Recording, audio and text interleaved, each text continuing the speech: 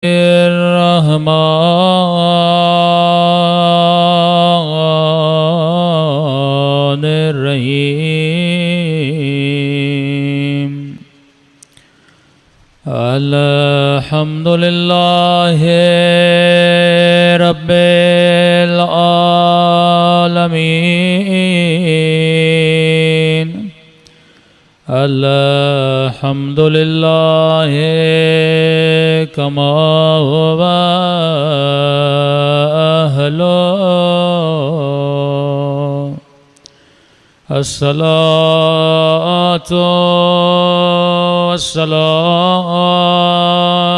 على سيد المرسلين وخاتم النبيين أبي القاسم محمد اللهم صل على محمد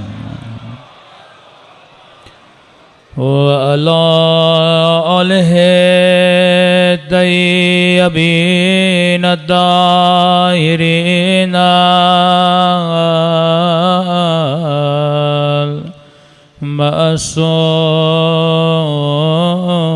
المعصومين سنبھل کے دعائے سرکار آقا امام زمان الہی عظم البلاء وبرح الخفاء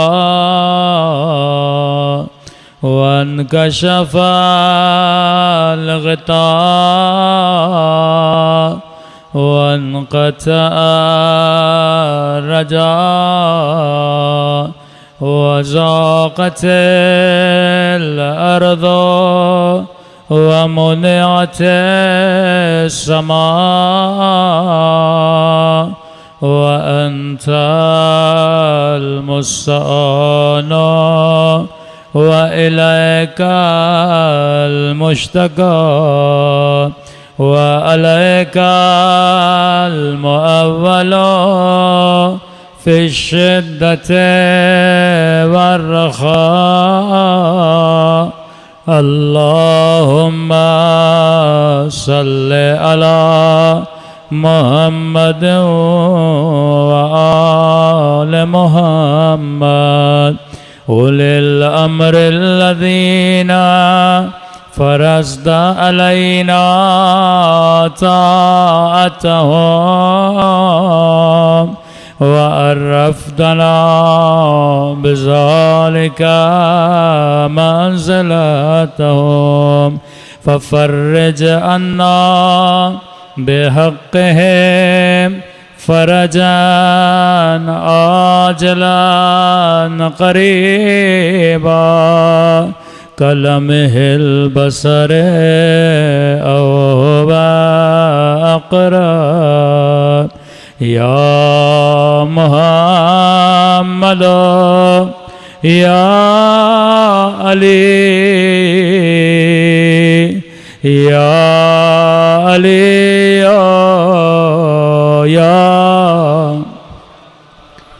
يا محمد يا علي يا علي يا محمد اكفياني فإنكما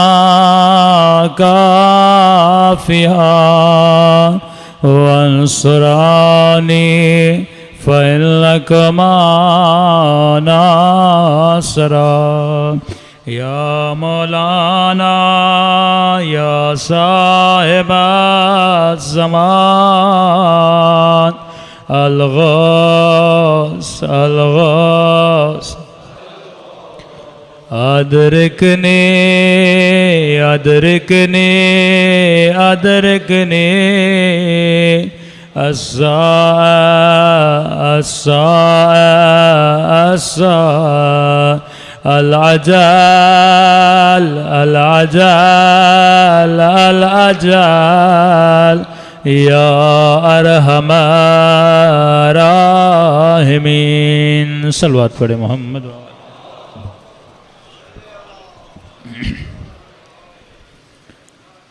بسم اللہ الرحمن الرحیم. رب اشرح لی صدری ویسر لی امری واحلل عقدۃ من لسانی یفقہوا قولی.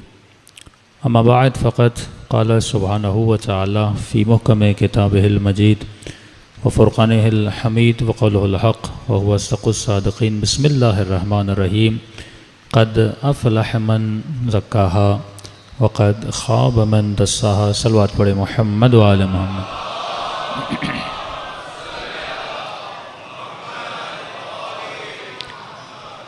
دعا ہے پروردگار عالم ہم سب کی عزاداریاں اپنی بارگاہ میں قبول فرمائے، اور جس مقصد زندگی اور حیات کی وجہ سے یہ مجالس رکھی جاتی ہیں ان مقاصد میں بھی ہم سب کو کامیابی نصیب فرما دیں.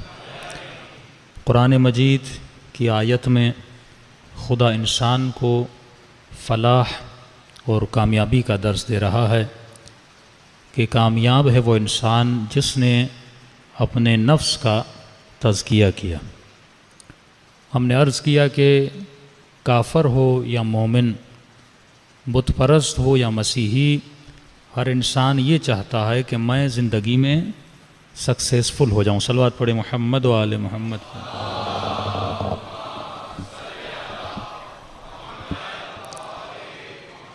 ہر انسان زندگی میں کامیابی چاہتا ہے، لیکن کامیابی ہے کیا؟ کامیابی ملے گی کہاں سے؟ خود نکلتا کیوں ہے؟ کیونکہ یہ سمجھتا ہے کہ اگر میں کامیاب ہو گیا تو میری زندگی میں سکون آ جائے گا. تو کسی کو گاڑی میں سکون نظر آتا ہے، کسی کو مال میں سکون نظر آتا ہے، کسی کو فلم دیکھنے میں سکون ملتا ہے، کسی کو سینما جانے میں سکون ملتا ہے، اور کچھ لوگوں کو حسین کی مجلس میں آنے سے سکون ملتا ہے. آپ اگر یہاں آئے تو آپ کے آنے میں کوئی موٹیو تھا، کوئی محرک تھا جس نے آپ کو یہاں پر آنے پر مجبور کیا کہ آپ یہاں بیٹھے ہیں، کیونکہ آپ یہاں سے کچھ لینا چاہتے ہیں، کچھ حاصل کرنا چاہتے ہیں، آپ کے وجود میں کسی شے کا اضافہ ہوتا ہے. تو اس محرک کو دیکھنا ہے کہ انسان جس بھی شے کے پیچھے جاتا ہے اس کا محرک کیا ہے.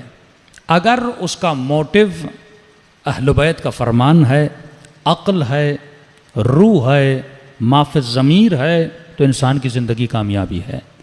لیکن اگر اس کا موٹیو شہوت ہے، اگر اس کا موٹیو نفس ہے، اگر اس کا محرک حب ذات ہے، اگر اس کا محرک شوبازی ریا ہے، کہ آج کل ہم مختلف مولویوں کے قافلے کو بھی دیکھتے ہیں تو ایسے نہیں لگ رہا کہ مجلس میں جا رہے ہیں، ایسے لگتا ہے کسی دولہے کو لے جایا جا رہا ہے. جب انسان اپنی عزت، نفع اور نقصان کا معیار چیزوں کو بنا دے، اور عزت اور نفع یا ضرر کا نقصان خدا کو نہ سمجھے، تو انسان کے موٹیو کیا ہو جاتے ہیں؟ بدل جاتے ہیں. اس کی زندگی میں محرک بدل جاتے ہیں. اس لیے معصوم نے فرمایا جب تک تو علم النفس اور معرفت النفس کو حاصل نہیں کرے گا تب تک تجھے معرفت امام زمانہ نہیں ملے گی. اب یہ معرفت النفس کیسے حاصل ہو؟ بزنس کا اصول ہے جب تک ڈیمانڈ نہیں ہوتی تب تک سیل نہیں ہوتی. آپ کسی ایسی چیز کو لے کر چلے جائیں جس کی ڈیمانڈ ہی نہیں، آپ کی چیز بکے گی نہیں. تو جب تک میرے وجود کے اندر معرفت النفس کی ڈیمانڈ نہیں بڑھے گی تب تک میں معرفت النفس کے پیچھے نہیں جاؤں گا. اگر کسی مومن کو سگریٹ چھڑوانی ہے تو آپ پہلے اس کے وجود میں ایک محرک کو پیدا کریں تاکہ وہ اس چیز کو چھوڑنے پہ تیار ہو جائے. دنیا کیا کرتی ہے؟ وہ ایڈورٹائزمنٹ کے ذریعے سے آپ کے وجود میں موٹیو کو پیدا کرتی ہے. کہ میں نے واٹر بیڈ کی آپ کو مثال دی تھی، ایک وقفہ اتنا خوبصورت بنایا جاتا ہے، آپ کے اندر ضرورت کو ایجاد کیا جاتا ہے، پھر آپ اسی ضرورت کے پیچھے لگ جاتے ہیں اور وہ چیزیں اپنے گھر میں لا کر بٹھا دیتے ہیں. مثال کے طور پر اگر میں کسی چیز کی تعریف کروں، کس چیز کے اتنے فائدے ہیں، آپ فوراً میرے پاس آئیں گے مولانا ہمیں چاہیے. تو پہلے محرک کو ایجاد کیا جاتا ہے، اور خدا نے انسان کو گناہ سے بچنے کے لیے جو برترین محرک دیا کہ جس موٹیویشن کے ذریعے انسان خود کو گناہ سے بچا سکے وہ ذکر قیامت تھا، وہ ذکر قبر تھا، وہ ذکر موت تھا۔ اسی لیے قرآن میں 1200 آیتیں ایسی ہیں جو موت کے بارے میں ہیں۔ علماء فرماتے ہیں شاید قرآن کا کوئی ایک صفحہ ایسا ہو جس میں آخرت کا ذکر نہیں ہے۔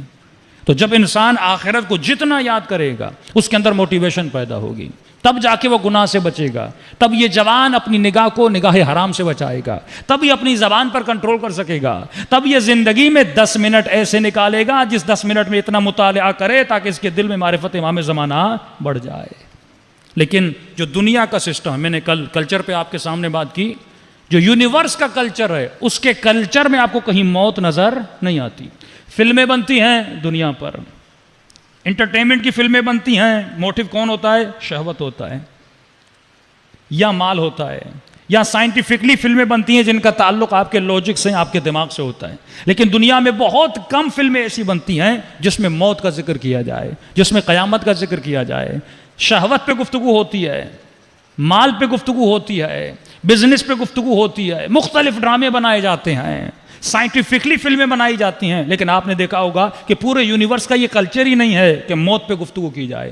حالانکہ ہر انسان جانتا ہے کہ یہاں پہ میں 70 سال جینے آیا ہوں اور جس دنیا میں مجھے جانا ہے وہ ابدی دنیا ہے، اس کی کوئی لمٹ نہیں ہے، لمٹ لیس دنیا ہے، وہاں پہ ابدی زندگی ہے، لیکن اس زندگی کے بارے میں اس جوان کو پتہ ہی نہیں ہے۔ اسے تو یہ بتایا گیا کہ پیسے کی اہمیت یہ ہے، اسے تو یہ بتایا گیا مال کی اہمیت یہ ہے، اسے تو یہ بتایا گیا اگر اسٹیٹس بنانا ہے تو یہ چیزیں تیرے پاس ہونی چاہیے، لیکن اسے یہ بتایا ہی نہیں گیا کہ آخرت میں اگر تمہیں اسٹیٹس چاہیے تو تجھے علی بن ابی طالب کی اطاعت کی ضرورت ہے۔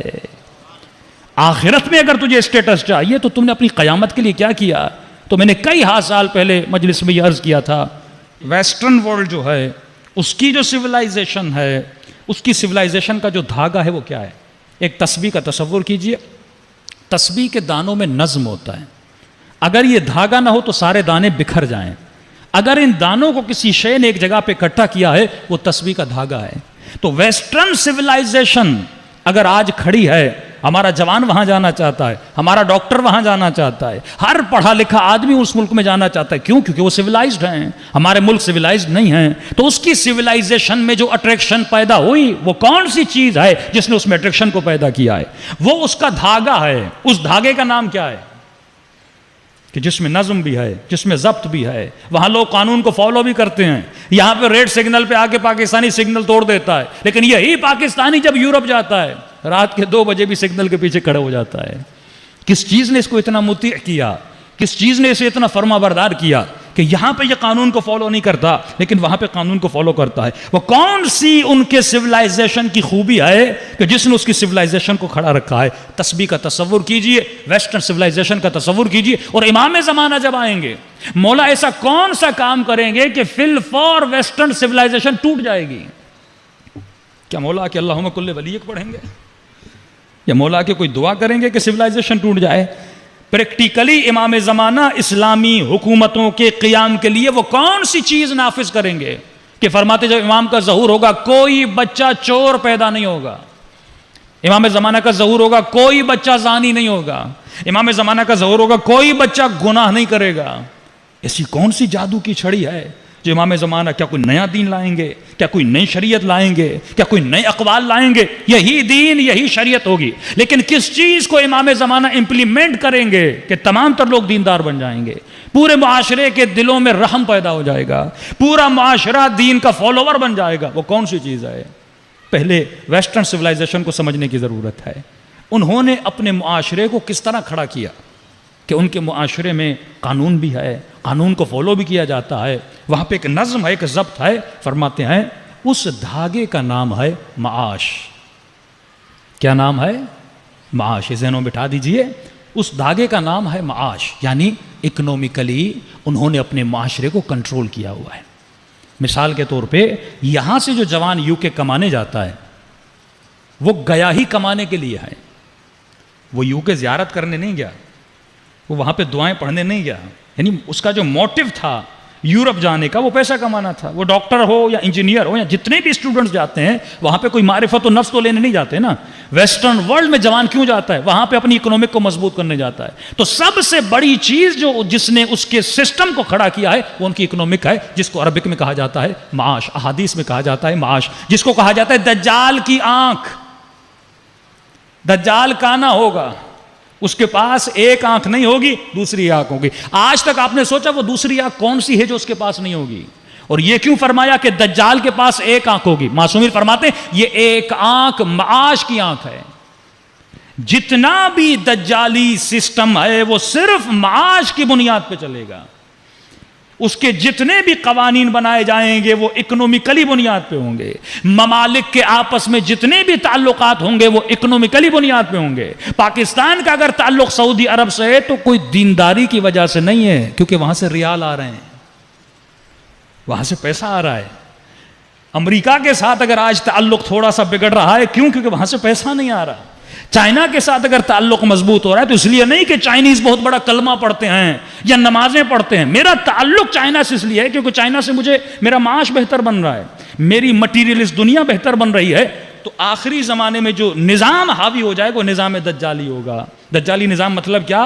دوستیاں اسی بنیاد پہ ہوں گی. مالدار ہے بیٹی کا رشتہ کرواؤں گا، مالدار ہے دوست بناؤں گا، مالدار ہے کوشش کروں گا اس کی صحبت میں بیٹھوں.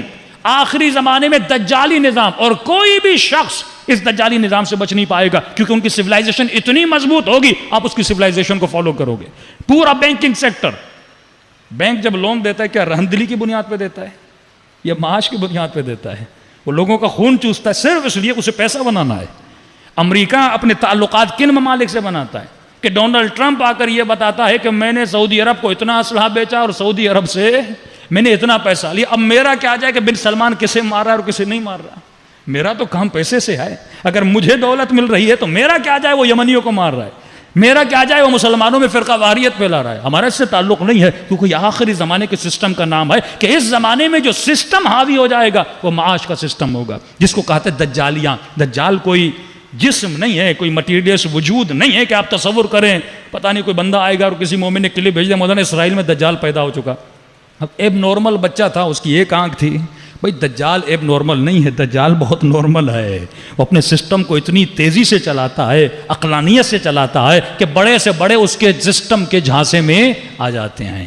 لیکن سوال وہیں کا وہیں کھڑا ہے کہ یہ جو نوجوان سگنل پہ کھڑا ہوتا ہے یو کے میں، کینیڈا میں، یو ایس میں، ویسٹرن ورلڈ میں، یہ کیوں کھڑا ہو جاتا ہے؟ کیونکہ وہاں معاش کے پیچھے گیا تھا اور جس کو پتا ہے اگر میں سگنل کو توڑوں گا تو 200 پاؤنڈ کا فائن بھرنا پڑے گا، تو اس کا معاش نقصان میں پڑ رہا ہے. وہ سگنل پہ اس لیے نہیں رک رہا کیونکہ کوئی گناہ ہے یا ثواب ہے رکنا، اس کا ثواب یہ ہے کہ اس کا پیسہ بچ رہا ہے اور جہاں جہاں اس کا پیسہ بچے گا وہ اطاعت کرتا جائے گا. وہاں پہ اگر کسی کرپٹ ترین آدمی کو اگر آپ پکڑوائیں تو انہوں نے قانون بنا، ان کے سارے قوانین معاش کی بنیاد پر ہیں، رحم دلی کی بنیاد پہ نہیں ہے کہ پتہ چلا فلاں بندہ ٹیکس نہیں دیتا، آپ کو پتا ہے اس کے پاس 5-6 کروڑ پڑے ہوئے ہیں، انہوں نے قانون بنایا اگر آپ اس کا پیسہ پکڑواؤ گے تو گورنمنٹ آپ کو 30% اس کا دے گی. اب اس کے دوست کے گھر میں بھی پیسہ پڑا ہو، یہ اس 30% کے لیے اس کو پکڑوائے گا. لیکن اس سسٹم میں معاش کی برائی ہے کہ اگر گورنمنٹ آپ کو 30% دے رہی ہے اور آپ کا دوست بولے بھائی نہیں پکڑوا میں تجھے 40 دیتا ہوں، تو آپ کس کے پیچھے جاؤ گے؟ جو آپ کو زیادہ پیسہ دے رہا ہے اس کے پیچھے جاؤ گے. لیکن سوال یہ ہے جب امام زمانہ آئیں گے تو اس سسٹم کو کیسے توڑیں گے؟ وہ کون سی کنجی ہے، وہ کون سی چابی ہے کہ مولا پوری ویسٹرن سویلائزیشن کو توڑ کے رکھیں گے اور ایک اسلامی سویلائزیشن کو قائم کریں گے؟ فرماتے مولا جس طرح تسبیح کے دانے ہیں نا، اگر دھاگا توڑو تو فل فور سارے دانے بکھر جاتے ہیں. مولا سب سے پہلے آ کر اس معاش کے دھاگے کو کینچی سے کاٹ دیں گے. جتنے بھی قوانین مال اور معاش کی بنیاد پہ بنے ہیں مولا ان سارے قوانین کو ختم کر دیں گے. اچھا جب دانے بکھر جائیں تو پھر مولا دھاگا کون سا ڈالیں گے؟ ایک نیا دھاگا بھی تو ہونا چاہیے نا کہ دنیا چلے، سسٹم چلے، حکومت اسلامی چلے. تو فرماتے ہیں ایک اور دھاگا ہے جو امام زمانہ اس دانوں کے اندر اس دھاگے کو ڈالیں گے. اس دھاگے کا نام ہے معاد. قیامت کا تصور، قبر کا تصور، کہ یہ چوری اس لیے نہ کرے اس کو سزا ملے گی، نہیں، یہ چوری اس لیے نہیں کرے گا کیونکہ امام قیامت کے تصور کو لوگوں کے ذہنوں میں اتنا مضبوط کر دیں گے، یہ جب جب چوری کرنے جائے گا اسے قیامت کا عذاب یاد آ جائے گا، معاد کو لوگوں کے دلوں میں زندہ کر دیں گے۔ آج اگر کوئی ظلم کرتا ہے وہ اس لیے کرتا ہے کیونکہ اسے قبر کی غفلت ہے، وہ یہ سمجھتا ہے مجھے مرنا ہی نہیں ہے۔ آج اگر کوئی کسی غریب کا مال کھاتا ہے وہ اس لیے کیونکہ اس کو ذہن میں ہے کہ قیامت میں مجھے جواب نہیں دینا۔ شمر جب امام حسین کے گلے پر خنجر چلا رہا تھا اس کا معاد کمزور تھا، اگر ان کا معاد مضبوط ہوتا تو ابن سعد کبھی بھی رے کی حکومت کے لیے امام حسین کو نہ چھوڑتا۔ اور ابن سعد کے شعر لکھے ہوئے ہیں کہ جب امام اس کو پیغام بھیجتے ہیں کہ آجا تو جانتا ہے یہ جنت ہے، کہتا ہے میں جانتا ہوں کہ اگر آپ کے لشکر میں آؤں گا جنت ملے گی، لیکن رے کی حکومت نقد ہے، جنت ادھار ہے، اور عقل مند وہ ہوتا ہے جو نقد لیتا ہے، ادھار کو چھوڑتا ہے۔ حالانکہ جنت نقد ہے، ادھار نہیں ہے۔ یہ ہماری آنکھیں ہیں جو غفلت میں پڑی ہوئی ہیں۔ فرمایا ہر لمحہ جو تو یہاں کر رہا ہے وہاں کچھ نہ کچھ بن رہا ہے، یہ مت سمجھنا وہ ادھار ہے۔ اعجاز اور جائزہ اور ہدیہ خدا اسی دنیا میں تجھے عطا کرتا ہے، کیونکہ معرفت النفس نہیں تھی اس نے جنت کو ادھار سمجھا اور یہاں شیطان کے کہے ہوئے کو نقد سمجھا۔ اگر معرفت نفس آ جائے اور انسان کے دل میں تصور قیامت مضبوط ہو جائے، تصور موت مضبوط ہو جائے، یہ انسان کبھی بھی گناہ نہ کرے، اور سب سے زیادہ اس کی زندگی میں جس چیز کی ڈیمانڈ ہوگی وہ یہی ہوگی کہ میں اپنی آخرت کو بناؤں۔ صلوات پڑھے محمد و آل محمد پر۔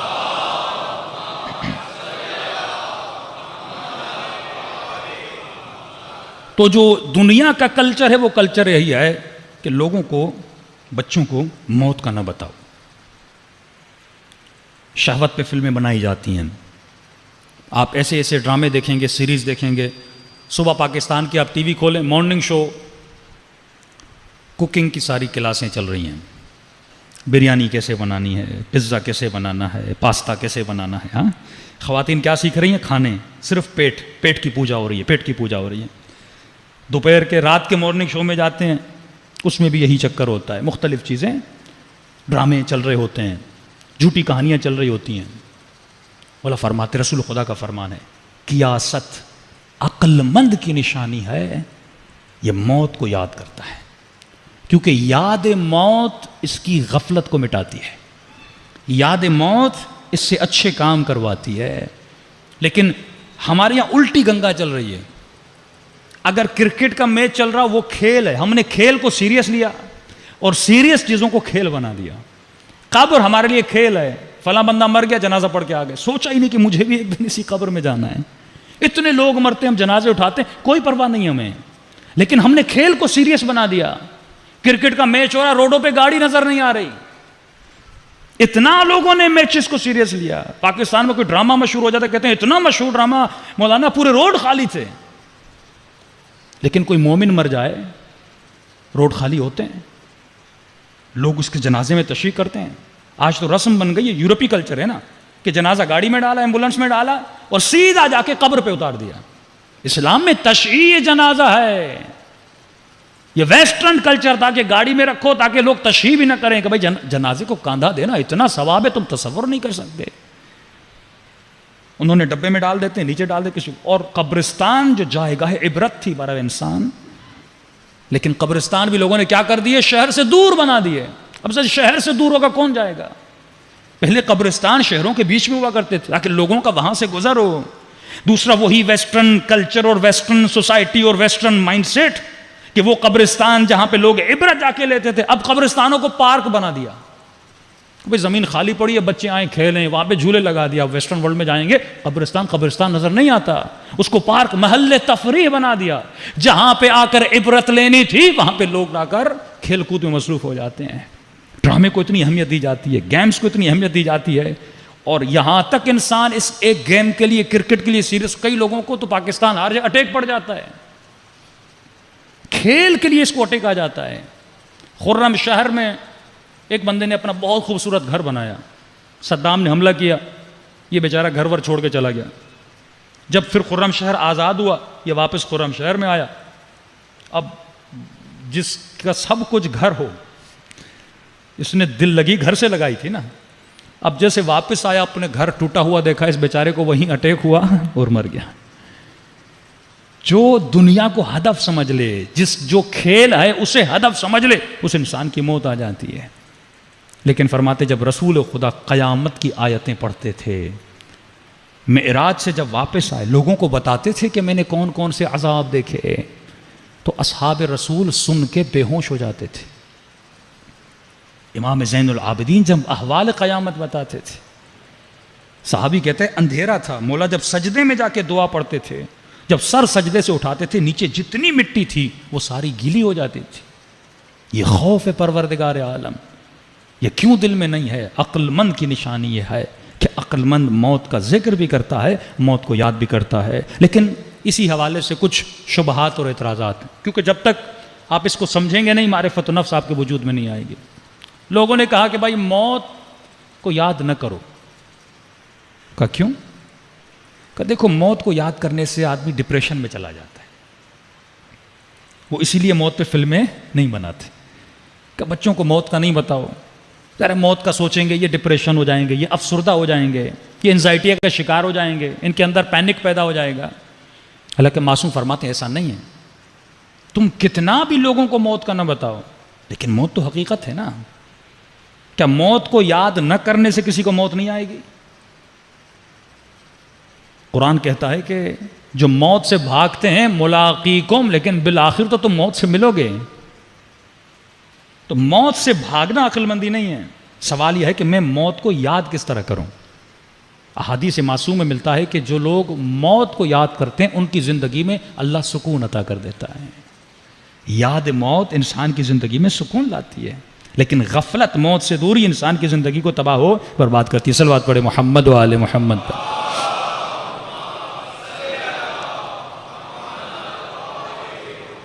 حدیث رسول خدا سنی، فرماتے ہیں اکثرہم ذکرا للموت و اشدہم استعدادا لہ۔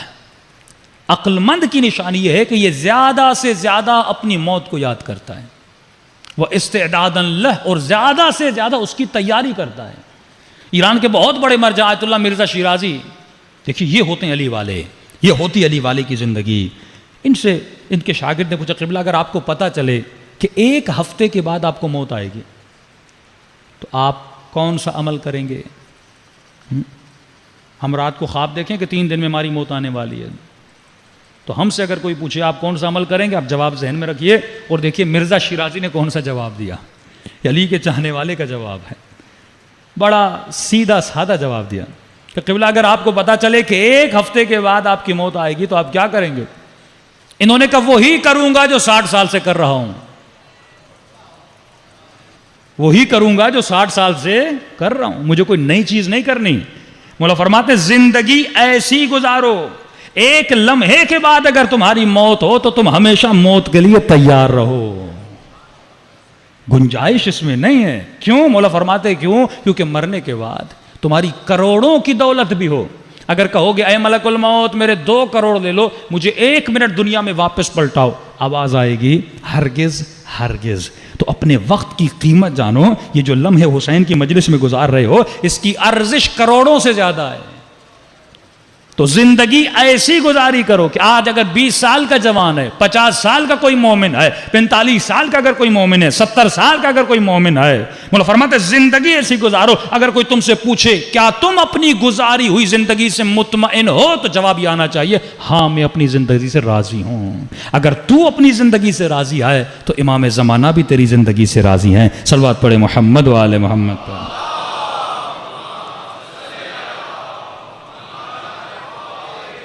محمد اجل فرج۔ مولا فرماتے ہیں مرگ یعنی موت کا یاد کرنا انسان کے قلب کو جلا دیتا ہے، اردو کا جلا نہیں عربک ہے، انسان کے دل کو نرم کرتا ہے، اسے تیار کرتا ہے کہ یہ موت کی تیاری کرے۔ لیکن اگر کوئی اپنی موت کو یاد نہ کرے، ایک ایرانی ڈرائیور تھا، کہتا ہے کہ مولانا میں نے نئی گاڑی سیکھی اور میں ڈرتا تھا ڈرائیونگ کرتے وقت، تو ایک مرتبہ میں گاڑی چلا رہا تھا، اچانک میرے سامنے ٹرک آ گیا۔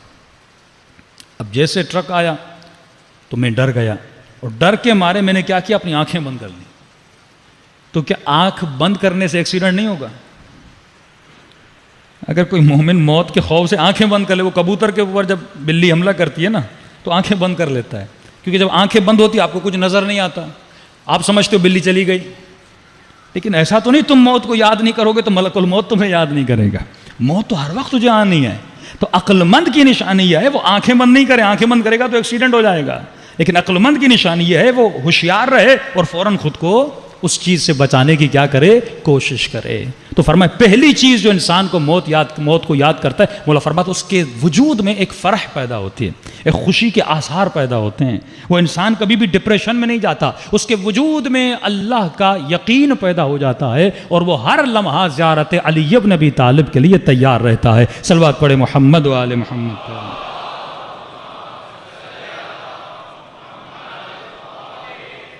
وَأَجِّلْ فَرْجَ، موت کو چند طریقوں سے یاد کیا جا سکتا ہے۔ ایک، موت کا یاد کرنے کا طریقہ مایوس، مثلا جو انسان یاد کر کے فوراً مایوس ہو جائے۔ عرب کا بہت بڑا شاعر تھا، وہ روز موت کو یاد کر کے مایوس ہو جاتا تھا، بھئی مر جاؤں گا سب ختم ہو جائے گا، کیونکہ اس کا سارا جو ہدف اور مقصد تھا وہ دنیا تھی، مر جاؤں گا بچوں سے جدا ہو جاؤں گا، مر جاؤں گا دولت سے جدا ہو جاؤں گا۔ تو اس نے کہا، پوری زندگی اس نے شادی بھی نہیں کی، وہ مر گیا اور اس نے کہا میری قبر پہ لکھ دو کہ یہ جو جنایت اور جرم ہے میرے پیدا ہونے کا میں نے نہیں کیا، میرے ماں باپ نے کیا ہے۔ تو ایک تو بندہ ایسی زندگی گزارتا ہے، موت کو یاد کر کے پوری زندگی کیا رہتا ہے، مایوس رہتا ہے۔ دوسرا، موت کا زندگی گزارنے کا طریقہ غافلانہ طریقہ ہے، جیسے انگریز گزار رہے ہیں، وہ مایوس نہیں ہیں، ان کو پتہ ہے مرنا ہے لیکن پھر بھی مایوس نہیں ہے، بڑے خوشی سے کلبز میں جاتے ہیں، مزے کرتے ہیں، زنائیں کرتے ہیں، شرابیں پیتے ہیں، غافلانہ طریقہ۔ لیکن یہ طریقہ بھی خطرناک ہے، کیونکہ کب تک اپنی آنکھوں کو بند کرو گے؟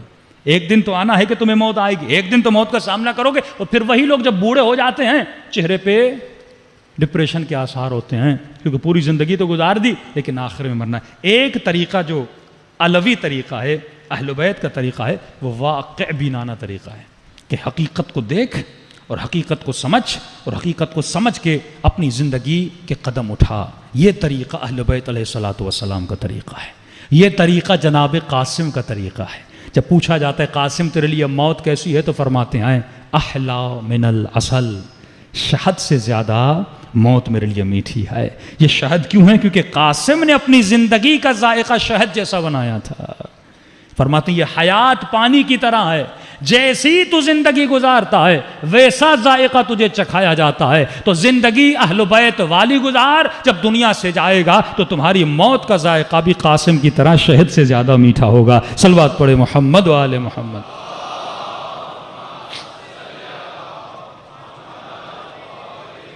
ایک حدیث رسول خدا کے سامنے پڑھ دوں۔ ہارون کا نام سب نے سنا ہے، امام موسیٰ کاظم علیہ الصلوۃ والسلام۔ اللہم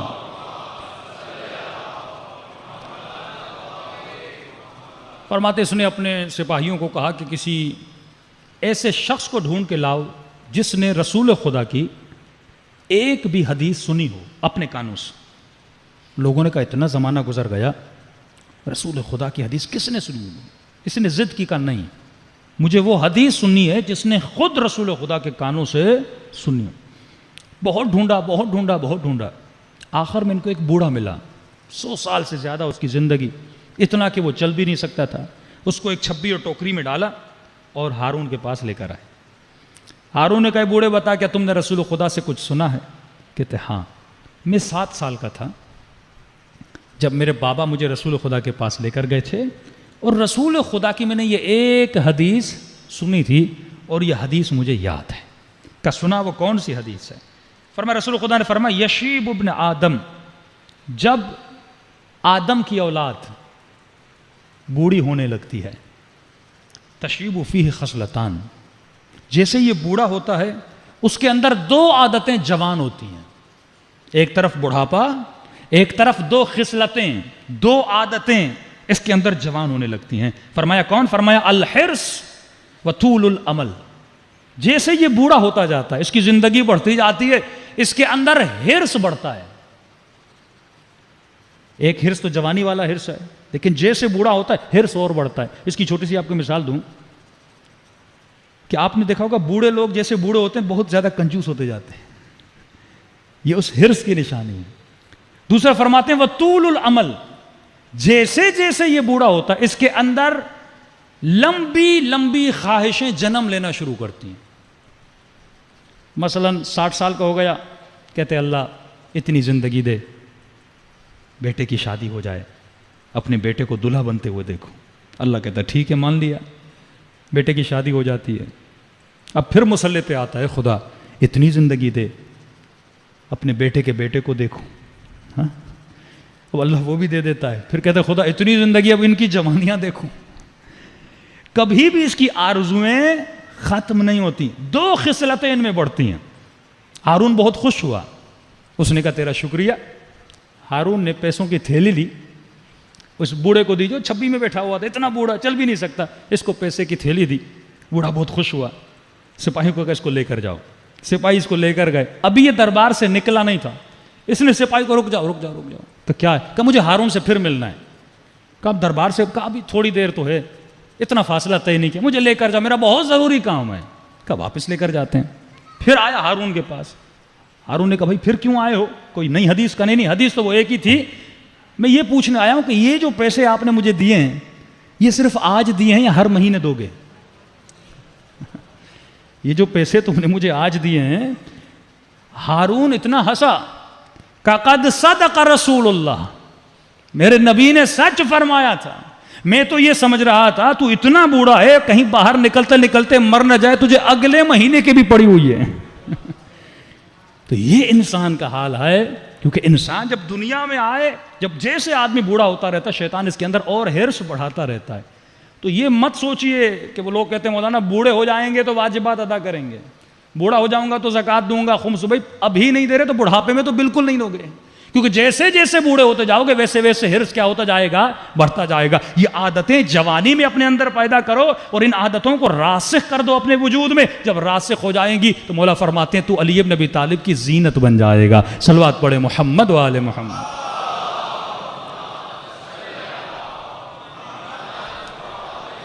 محمد وعجل فرج. اللہ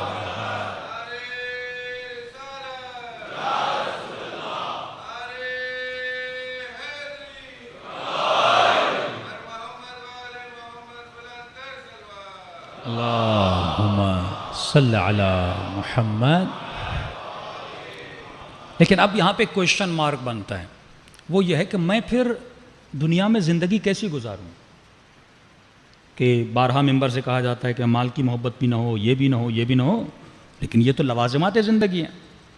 تو ایک شخص میرے چھٹے امام، امام جعفر صادق علیہ السلام،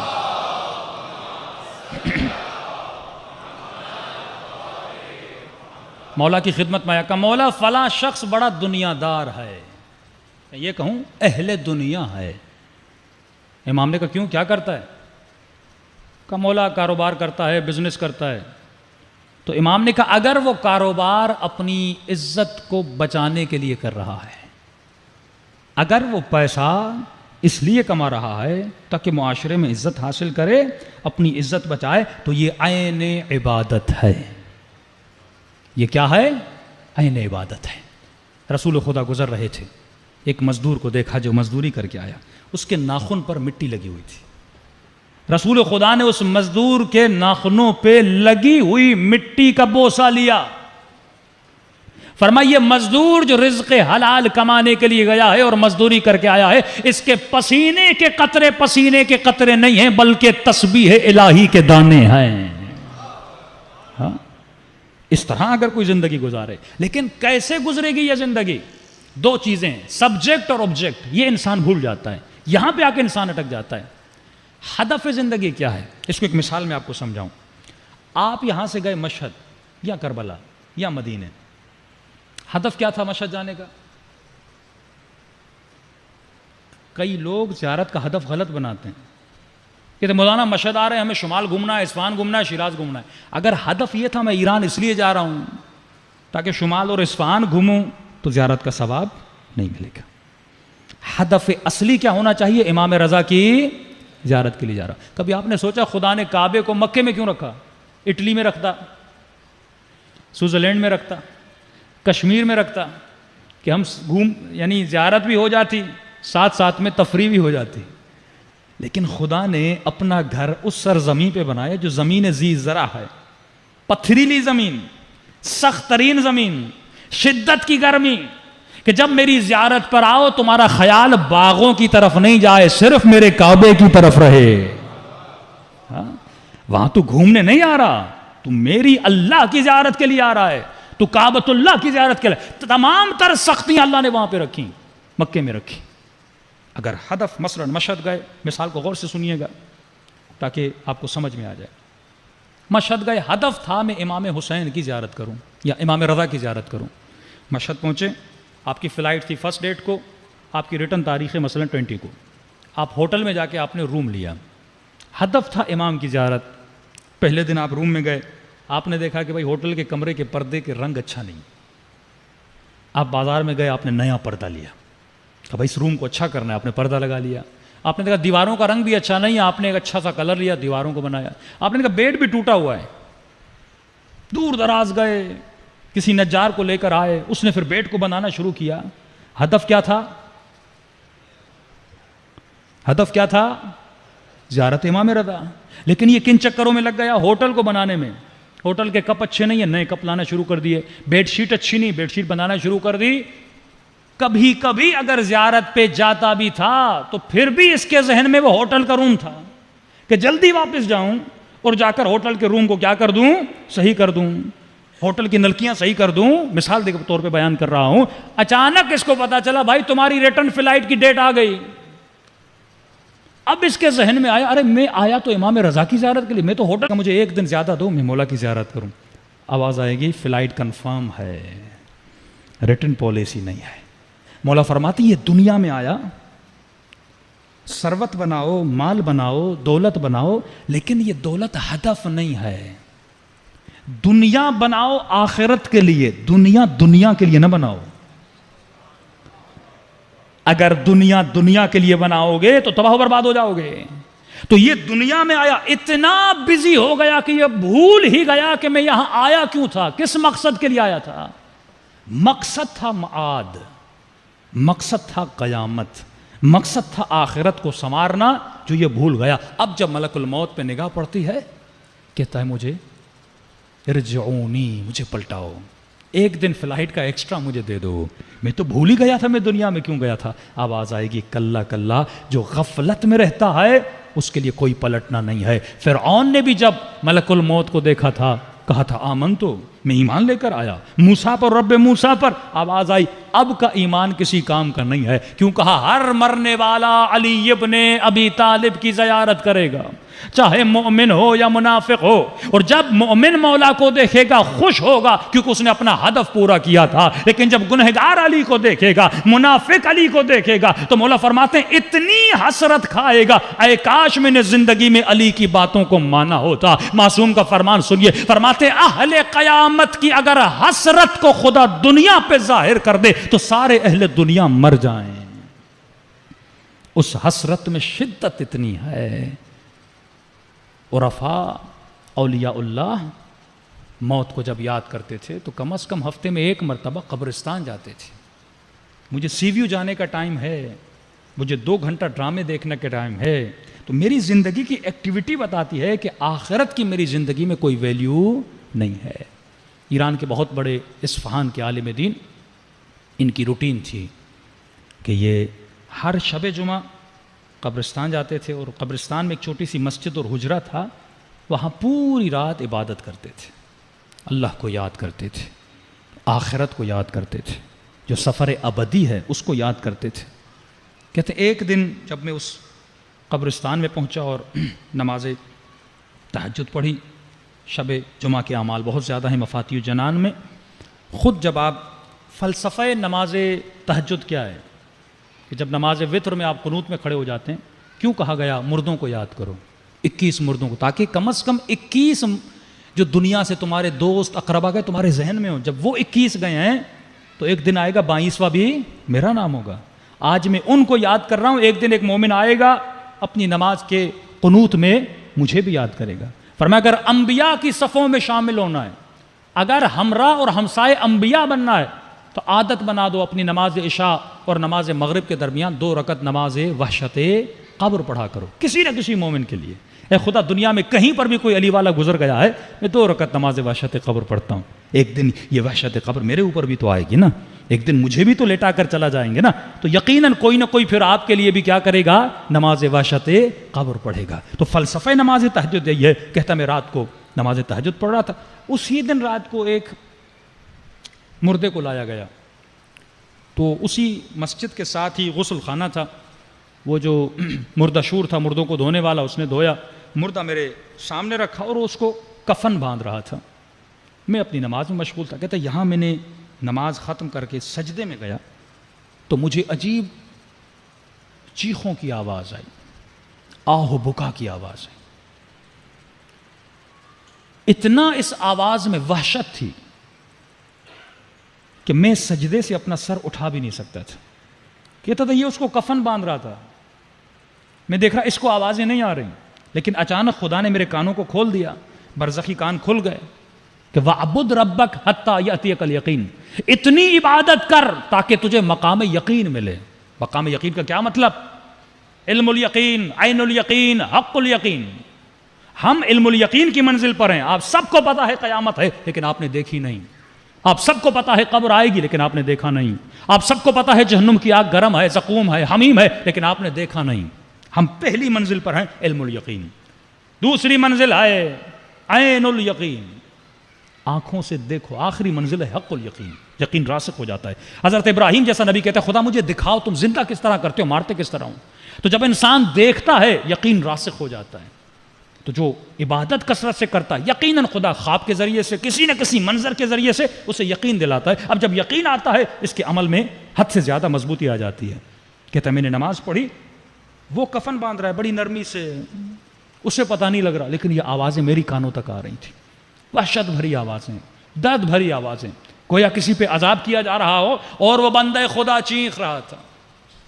کہا تھا مجھ سے برداشت، میری دل اتنی، میں نے کہا میرا دل پھٹ جائے گا، لیکن اس وحشت زدہ آواز کے نتیجے میں مجھ سے کھڑا نہیں ہوا جا رہا تھا۔ میں آواز دے کر اس کفن باندھنے والے کو کہنا چاہتا تھا مجھے اٹھاؤ اور کمرے سے باہر لے کر جاؤ، لیکن وہ میری آواز سن نہیں رہا۔ دھیمی سی اس نے میری آواز سنی، اس نے قبلہ رک جائیے میں کفن باندھ لوں آپ کو لے جاتا ہوں۔ کہتا اس نے میری آواز نہیں سنی، بڑی مشکل سے میں وہاں سے اٹھا، اس قبرستان سے باہر گیا، 40 دن میں اپنے گھر میں بیمار پڑا رہا، 40 دن، صرف ایک مردے پر عذاب کو دیکھنے کے بعد۔ اب تصور کریں جس نے یہ دیکھا ہو، کیا وہ کبھی اللہ کی نافرمانی کرے گا؟ کیا وہ کبھی گناہ کرے گا؟ نہیں۔ اور یہ کب ملتا ہے؟ جب انسان کثرت سے اپنی آخرت کو یاد کرتا ہے۔ اور آخرت کیسے یاد ہوتی ہے؟ فرمایا کربلا جاؤ تو صرف علم لے کر مت آیا کرو، صرف سجدگاہیں لے کر مت آیا کرو، اپنے ساتھ ایک کفن بھی لایا کرو۔ اہل بیت کا وطیرہ تھا، امام نے جو لباس جناب دعبل کو دیا اس نے کفن سمجھ کے اپنے ساتھ قبر میں رکھا تھا، اور فرمایا ہر شب جمعہ اپنے کفن کو دیکھا کرو۔ عالم دین تھا، 2 دوست تھے آپس میں، ایک عالم تھا دنیا سے چلا گیا، خواب کے عالم میں دیکھا، کیا دیکھا کہ عالم ہے برزخ میں بیٹھا ہوا ہے، نعمتیں ساری ہیں، لیکن ایک بچھو ہے جو اس کو کاٹ رہا ہے۔ رو کر کہنے لگا اے دوست مجھے اس بچھو سے بچاؤ۔ کہ میں آپ کو کیسے بچا سکتا ہوں، آپ عالم تھے، آپ کے اوپر یہ عذاب کیوں ہو رہا ہے؟ کہتا ایک دن ایک موچی کے پاس گیا تھا جوتیاں بنانے کے لیے، پیسے نہیں تھے جیب میں، میں نے کہا کل آ کر آپ کو دے دوں گا، پیسے لینا بھول گیا، اگر ہو سکے تو میری طرف سے جا کر اس موچی کو پیسے دے دینا۔ کہتے خواب سے اٹھا، اس محلے کے موچی کے پاس گیا، میں نے کہا فلاں عالم کو آپ جانتے تھے، اس کا کوئی قرضہ تھا، آپ نے کو پیسے نہیں دیے تھے؟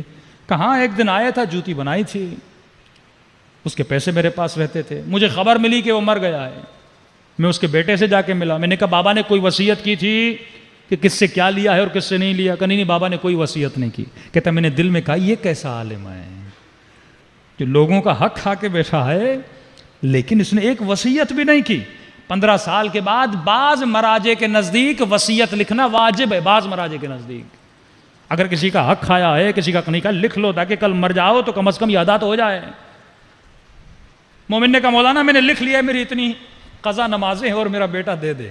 ایران کا واقعہ ہے، مولوی صاحب نے وصیت پڑھی، اس میں لکھا ہوا تھا کہ اتنا میرے بیٹے کا، اتنا میری بیٹی کا، اتنا غریبوں کا، اور آخر میں لکھا ہوا تھا کہ میرے بینک میں جو پیسے پڑے ہوں اس میں سے اتنا اماؤنٹ میری قضا نمازوں کے لیے ہے، میرے قضا روزوں کے لیے ہے، استجاری میرے مرنے کے بعد پڑھائے جائیں۔ مولوی صاحب نے بیٹوں کو کہا بھائی آپ کے باپ نے وصیت کی، انہوں نے کہا قبلہ صاحب جب خود نہیں پڑھی تو ہم کیوں پڑھائیں؟ تو مرنے سے پہلے خود اپنا بندوبست کر کے جاؤ، اولاد کے بھروسے پہ خود کو مت چھوڑ کے جاؤ، کسی متدین آدمی کو کچھ دے کر جاؤ، بھائی میں اگر مر جاؤں تو میرے یہ چیزیں ہیں، واجبات ہیں، ادا کر کے جاؤ۔ صلوات پڑھے محمد و آل محمد پر۔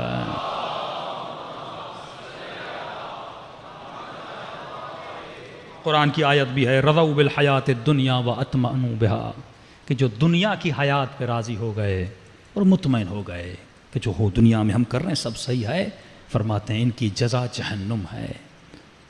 ہاں، لیکن جو زندگی ایسی گزارے جیسی علی ابن ابی طالب نے گزاری، ہاں، جناب سیدہ کے شوہر بنے، لیکن علی نے ایسا جملہ نہیں کہا۔ حسنین جیسے بیٹے ملے، میرے آقا علی نے ایسا جملہ نہیں کہا۔ فزتو برب الکعبہ کی آواز دی کب؟ جب مولا کے سر پہ کیا لگی؟ ضربت لگی۔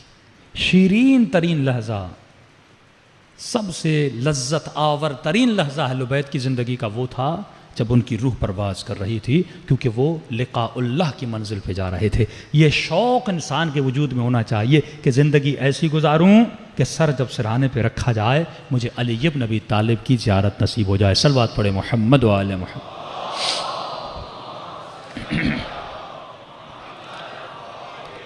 محمد وعجل فرجہم۔ واقعات بہت ہیں کہ جن لوگوں نے زندگیاں اچھی گزاری۔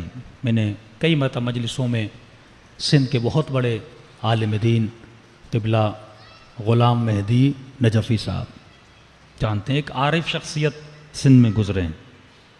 ان کے لیے ملتا ہے کہ ہمیشہ موت کو یاد کرتے تھے، اور ان کو پتہ تھا جو زندگی میں کثرت سے اہل بیت کو یاد کرتا ہے آخری وقت اہل بیت بھی اسے نہیں چھوڑتے۔ کہتے ہیں آغا خان ہاسپٹل میں ایڈمٹ تھے، ہمارے ایک انٹیریئر سندھ کے مولانا ان کے ساتھ تھے، کہ اچانک قبلہ کے چہرے پر ایک عجیب سی چمک آئی، اور انہوں نے کہا جلدی کرو، کیونکہ بڑے نحیف اور کمزور ہو چکے تھے، جلدی کرو میری کمر کو سیدھا کرو۔ قبلہ کیا ہوا ہے؟ کہ خاموش ہو جاؤ، بس کمر کو سیدھا کرو۔ کہا جلدی سے میں نے کمر کو سیدھا کی، انہوں نے ٹیک دی، ابا تھی وہاں پہ، کہا جلدی کرو ابا میرے قدموں پہ ڈال دو۔ پاؤں سیدھے تھے، کہ ابا جلدی میرے قدموں پہ ڈال دو۔ کہ میں نے ابا ڈالی، مجھے کہا خاموشی سے بیٹھ جاؤ۔ کہ کوئی 5-6 منٹ میں دیکھ رہا تھا، چہرہ نورانی ہو چکا ہے اور مسکرا کر کچھ دیکھ رہے ہیں۔ 10 منٹ کے بعد پھر چہرہ نارملائز ہو گیا۔ کہا میری کمر کو سیدھا کرو، سیدھا کیا۔ میں نے قبلہ کیا ہوا؟ کہا کہ اہل بیت نے اپنا وعدہ پورا کیا۔ کہ کیسا وعدہ؟ کہ میرے مولا کا فرمان تھا جو زندگی میں کثرت سے صلوات پڑھے، اہل بیت کو یاد کرے نا، اذکرونی اذکرکم، اہل بیت کا وعدہ ہے تب تک اسے موت نہیں آئے گی جب تک ہماری زیارت نہیں کر لیتا۔ اللہم صلی علی محمد محمد وعجل فرجہم۔ تو یہ وہ دھاگا ہے جو معاد کا دھاگا ہے۔ امام زمانہ کا سسٹم معاد پہ چلے گا، لوگوں کے دلوں میں اتنا قیامت کا عقیدہ راسخ ہو جائے گا۔ اور یہ وہ 2 آنکھیں ہیں، اگر کسی کے پاس صرف معاش کی آنکھ ہے وہ دجال ہے۔ تجھے دونوں آنکھیں رکھنی ہیں، ایک آنکھ معاش بھی کماؤ اور دوسرا معاد کو بھی مد نظر رکھو۔ مولا باغات میں جا رہے تھے کھجوریں لے کر، کسی نے کہا یا علی کہاں جا رہے ہیں؟ مولا فرماتے ہیں 30,000 کھجور کے دانوں کو لے کر جا رہا ہوں۔ مولا کیوں؟ کہ زمین میں کاشتکاری کروں گا۔ اور 30,000 دانے جب مولا نے لگا لیے، 30,000 سرسبز درخت کھجوروں کے نکلے۔ ایک وقت تھا مولا جوتیوں کو سیتے تھے، اور ایک وقت ہے کہ ابن عباس کہتا ہے کہ ہر مہینے علی 30,000 درہم اللہ کی راہ میں دیتے تھے۔ مولا نے ایک منشی رکھا ہوا تھا، حوالہ دار رکھا ہوا تھا، کہتے تھے فلاں کے گھر میں اتنا پہنچا، فلاں کے گھر میں اتنا پہنچا، فلاں کے گھر میں اتنا پہنچا۔ مولا کے منشی نے کہا کہ یا علی اتنا دے رہے ہیں کہیں کم نہ ہو جائے۔ امام فرماتے اللہ تجھ جیسے بندوں کو دنیا میں لائی نہ، دے میں رہا ہوں، دل تمہارا کیوں چل رہا ہے؟ ہاں، بعض لوگ ایسے ہوتے ہیں، آپ سخاوت کرتے ہیں، وہ کہتے ہیں بھائی اتنا کیوں دے رہے ہو، کم نہ ہو جائے۔ مولا فرماتے ایسے بندے کو اللہ کبھی خلق ہی نہ کرے کہ دے ایک بندہ آ رہا ہے لیکن دکھ دوسرے بندے کو ہو رہا ہے۔ مولا فرماتے علی یہ کردار، یہ رسم انبیاء ہے کہ جس نے مجھے دیا ہے میں اسی کی راہ میں دے رہا ہوں، اور علی کا چاہنے والا کبھی کنجوس نہیں ہوا کرتا۔ صلوات پڑھے محمد و آل محمد۔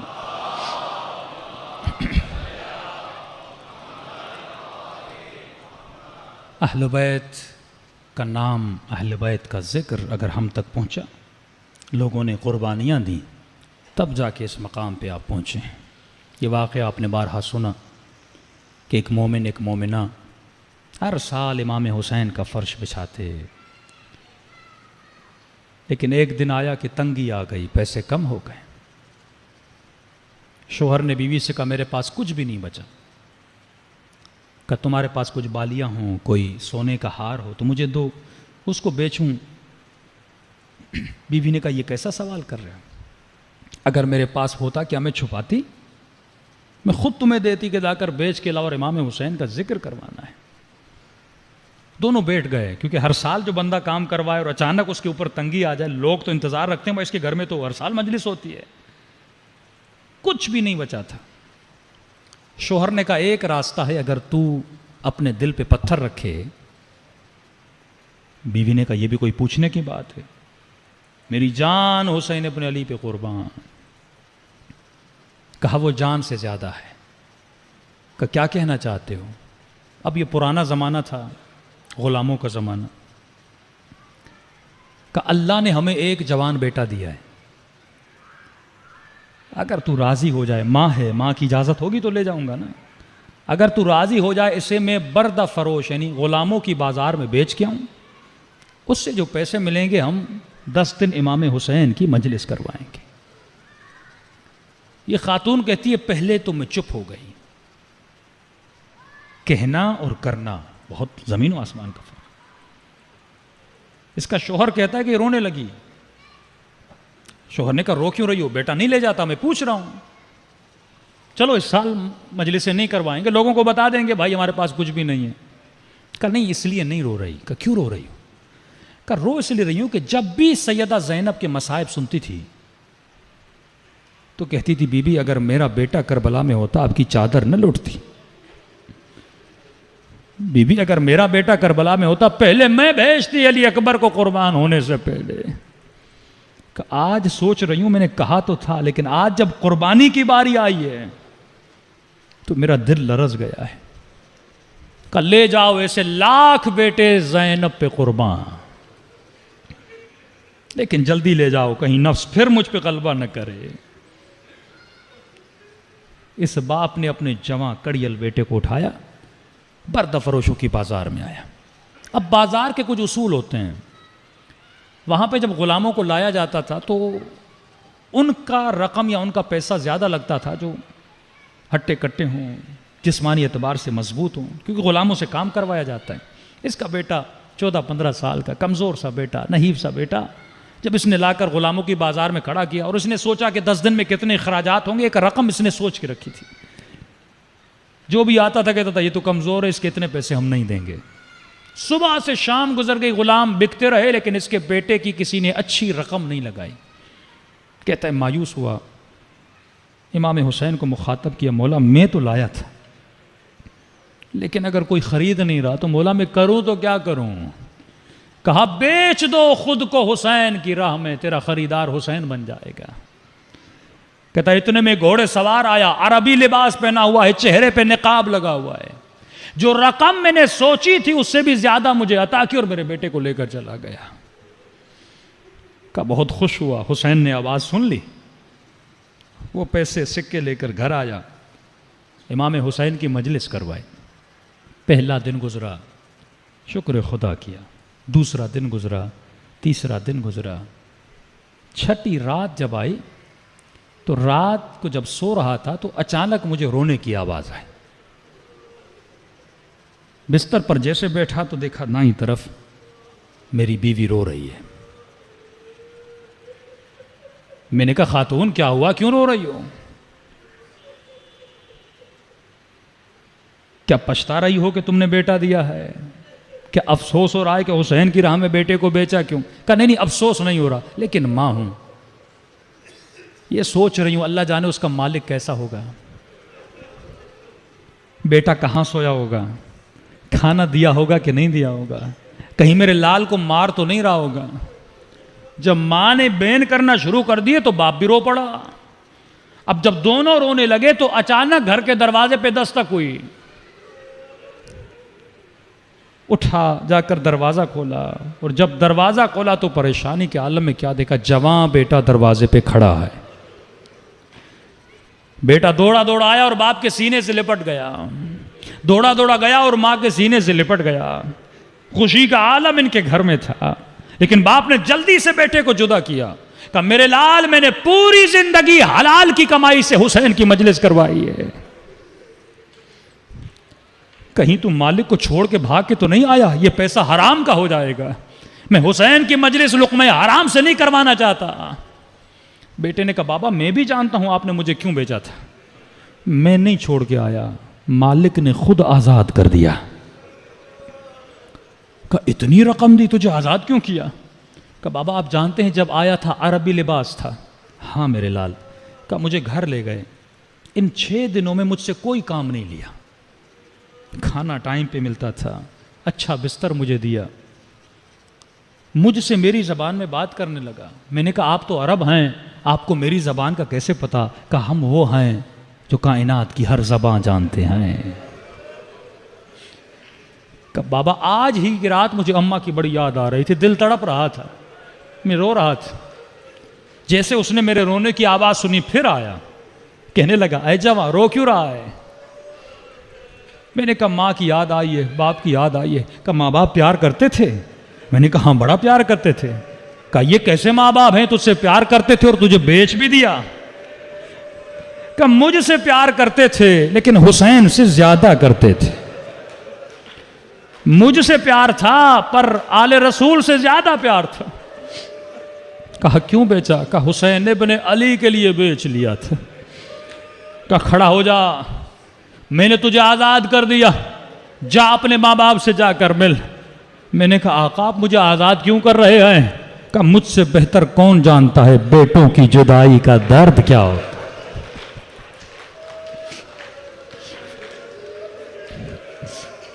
کہا آقا اگر ماں باپ پوچھیں کہ آپ نے مجھے آزاد کیوں کیا تو جواب کیا دوں گا؟ کہ بس اتنا کہہ دینا جس حسین کے لیے بیچا تھا اسی حسین نے آزاد کر دیا. تو عزیزو اگر اپنے وجود کو حسین کی راہ میں بیچ دو گے تو حسین ابن علی تیرے خریدار بن جاتے, دلوں کو کربلا لے جائیں اور سلام کرے اپنے آقا حسین کو. السلام علی الحسین وعلی علی ابن وعلی اولاد وعلی اصحاب. حسین کی صدا بلند ہونی چاہیے. السلام علی الحسین وعلی علی ابن الحسین وعلی اولاد وعلی اصحاب. بلند آواز سے السلام علی الحسین وعلی علی ابن وعلی اولاد وعلی اصحاب. میرا سلام ہو زینب کی لٹی ہوئی چادر پہ,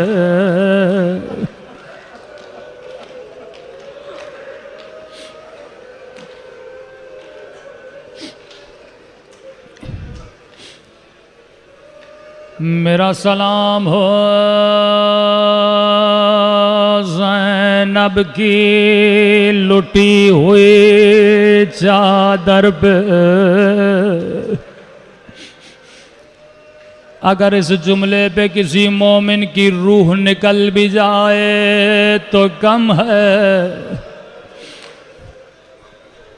کسی نے امام سجاد کو کہا مولا عادتکم الشہادہ، شہادت تو آپ کے گھرانے کی عادت ہے، شہادت پہ کیسا رونا؟ فرمایا چادروں کا لٹنا ہماری عادت نہیں ہے، شرابی کے دربار میں جانا ہماری عادت نہیں ہے۔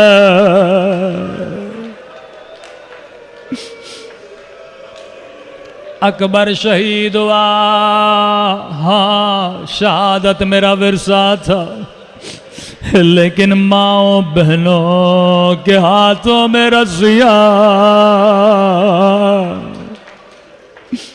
یہ ہماری عادت نہیں ہے۔ اللہ آپ سب کو مدینے کی زیارت نصیب کرائے۔ بڑے چاہنے والے تھے کوفے میں، شام میں اہل بیت کے۔ فرمایا غم اس بات کا نہیں تھا کہ غیروں نے نہیں پہچانا، غم اس بات کا تھا کہ اپنوں نے بھی پہچاننے سے انکار کیا۔ کافی اپنے ایسے تھے جو چھتوں پہ بیٹھے تھے جھولیوں میں پتھر لے کر۔ ایک مومنہ ہے جسے بچپن سے حسین نے پالا، چھوٹی تھی یتیم ہو گئی، امام حسین گھر لے کر آئے، قرآن زینب نے پڑھایا، حجاب زینب نے سکھایا۔ جب جوان ہوئی امام حسین نے شادی کرا دی، ہر سال مدینے آتی تھی، رو کر کہتی تھی مولا آپ کے مجھ پہ بڑے احسان ہیں، آپ نے اپنی بچیوں کی طرح مجھے پالا ہے۔ مولا میں اپنے شوہر کو کہتی ہوں میرا حسین بڑا کریم ہے۔ ہر سال کہتا ہے کب آئے گا تیرا مولا، میں دعوت دوں گا، سفرہ لگاؤں گا، اس نے بچپن سے تجھے پالا ہے۔ امام نے فرمایا شیریں ہم آئیں گے۔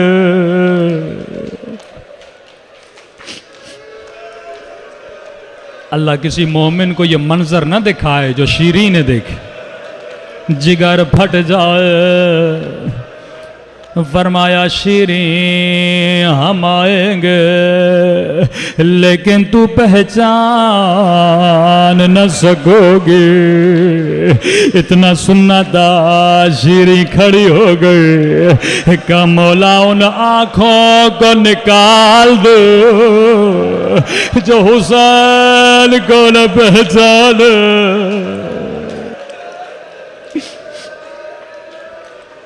امام نے فرمایا شیریں تیرا قصور نہیں ہوگا، حالات بدل جائیں گے، لیکن شیرین حسین کی ایک وصیت ہے، اسے یاد رکھنا۔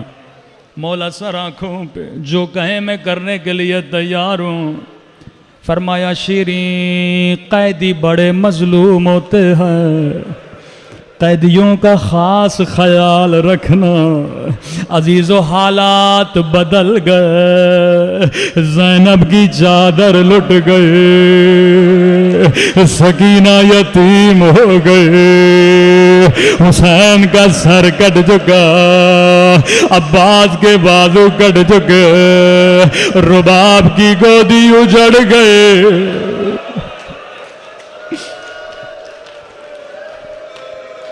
سیدانیوں کا قافلہ بازار میں آیا، شیرین کا شوہر بازار سے گزر رہا تھا۔ شیرین نے کہا ہوا تھا اپنے شوہر کو جب بھی کوئی قیدی نظر آئے اسے گھر لے کر آنا، میرے مولا کی وصیت ہے۔ جیسے بازار سے گزرا اس کی نگاہ زخمی کانوں پہ پڑ گئے، زخمی رخساروں پہ پڑ گئے۔ ننھی سی سکینہ کو دیکھا، دوڑا دوڑا گھر آیا، رو کر کہنے لگا شیریں تو نے کہا تھا جب بھی قیدی دیکھو گھر لے آؤ۔ او میری زندگی گزر گئے، میں نے کبھی 4 سالہ قید نہیں دیکھے۔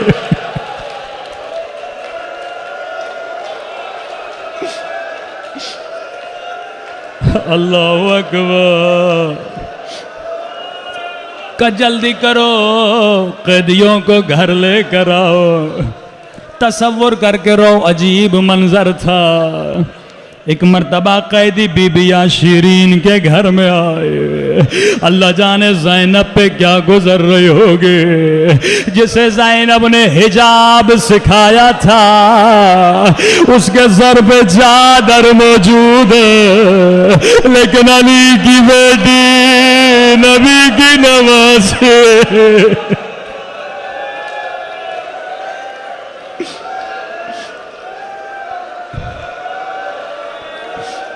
شیریں نے جلدی جلدی سے سفرہ لگایا کہ قیدی بیویوں میرے مولا کی وصیت ہے، پانی چاہیے پانی دو، کھانا چاہیے کھانا دو، میں تمہاری خدمت کرنے کے لیے تیار ہوں۔ یہاں قیدی بیویوں نے کہا مومنہ ہمیں پانی نہیں چاہیے، ہمیں کھانا نہیں چاہیے، ہم بڑے مظلوم ہیں۔ ایک دن میں ہمارے گھر سے 18 لاشیں نکلی ہے، ارے کسی نے ہمیں ماتم کرنے نہیں دیا، اگر اجازت ہم رو لیں۔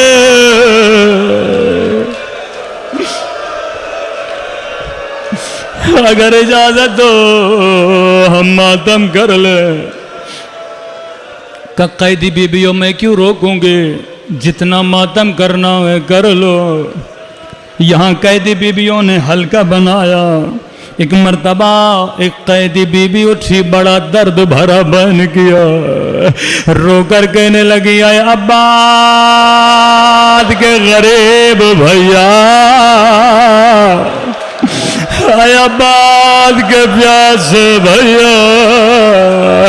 شیریں نے جیسے عباس کا نام سنا کہا قیدی بیوی چپ ہو جا، عباس میرے مولا کے بھائی کا نام ہے۔ اللہ عباس پہ میری جان قربان کر دے۔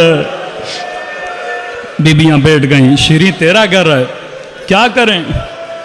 کہ اگر تیرے مقتول کی کوئی بیٹی ہے اس کا نام لے کے بیان کرو، یا بیٹی کا نام آنا تھا۔ پھر سے کوئی قیدی بھی اٹھی اور بیان کیا اے سکینہ کے پیاسے بابا، اے سکینہ کے غریب الوطن بابا۔ کہ قیدی بھی چپ ہو جا، سکینہ میرے مولا کی بیٹی کا نام ہے۔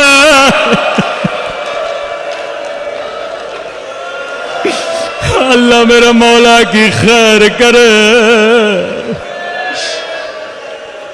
کہ قیدی بیوی یہ تو مدینے والوں کے نام ہے۔ شیریں رونے لگے۔ ایک مرتبہ کہنے لگی قیدی بیوی تجھے آخری مہلت دیتی ہوں، اگر تیرے مقتول کی کوئی بہن ہے اس کا نام لے کے بیان کرو۔ عزادارو اب کوئی اور بیوی نہیں اٹھے۔ ایک مرتبہ خود بیوی زینب اٹھے اور بیان کیا اے اجڑی ہوئی زینب کے غریب بھیا، اے اجڑی ہوئی زینب کے پیاسے بھیا۔ اب شیریں کو سمجھ نہیں آیا، بی بی زینب کے قدموں میں گری، ہاتھوں کو جوڑ کے کہا اے قیدی بی بی تجھے تیرے رب کی قسم بتا تو کون ہے؟ ایک مرتبہ زینب نے بالوں کو ہٹایا، کہا شیریں نہیں پہچانا، انا زینب بنت علی وہ شیریں مہمان آ گئے، اور تیرا حسین آ گیا، ارے میں اجڑ گئے۔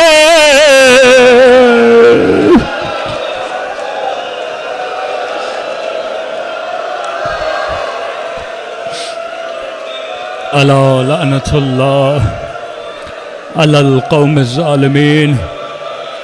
خدایا تجھے حسین کے اجڑے ہوئے گھرانے کا واسطہ ہمارے مولا اور آقا امام کا ظہور فرما، ہم سب کو مولا کے آوان و انصار میں شریک فرما، ہم سب کے صغیرہ کبیرہ گناہ معاف فرما، ہم سب کو عاقبت بخیری نصیب فرما، قبر و قیامت میں حسین کی شفاعت نصیب فرما۔ ربنا تقبل منا انک انت السمیع الدعاء۔